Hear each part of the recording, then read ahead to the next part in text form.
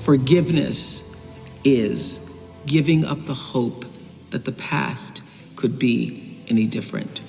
I think for myself, and I know many of you, you think forgiving means accepting what has happened to you. Well, it is accepting that it has happened to you. Not accepting that it was okay for it to happen. It is accepting that it has happened, and now what do I do about it? Things that have happened in the past, the things that aren't happening right now, let it go. People can understand that as long as they don't forgive, they're poisoning themselves. It's like hating somebody who's hurt you is like taking poison hoping they'll die. It's like me being mad at somebody who hurt me that's out having a good time and don't even care that I'm mad.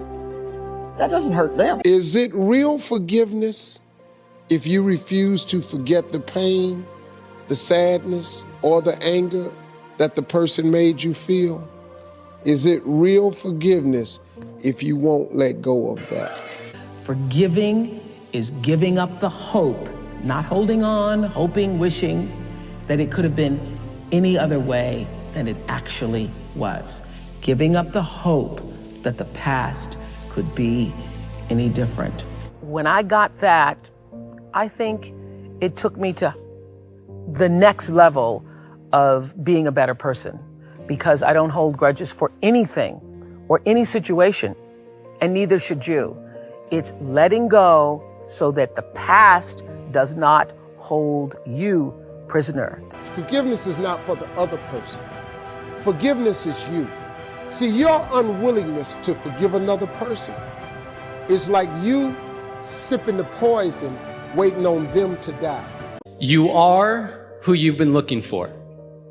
So stop looking for more unless you're looking in a mirror, because it's about time for you to see clearly that you are who you've been looking for. You can't drive your car looking in the rearview mirror. You can't. If you keep looking in the rearview mirror, you're going to keep crashing your car. There's a reason why the rearview mirror is this big and the windshield is this big. That's a reason for it. Because all the rearview mirror does is allows you to see what you've passed and to prevent what you've passed from coming up on you again. A lot of people want to exempt themselves from taking responsibility. All they want to do is talk about the problem. Every time you see them, they'll tell you their story over and over and over and over again. No. You want to take responsibility for your life. I got me here, I can get me out of this. And I'm getting out. I'm not going to be a volunteer victim. Think about that, how that affects your life. Forgive and grow. The biggest challenge is to know what's happening. This is a part of this thing we call life. This too shall pass. And maintaining perspective, putting it in perspective.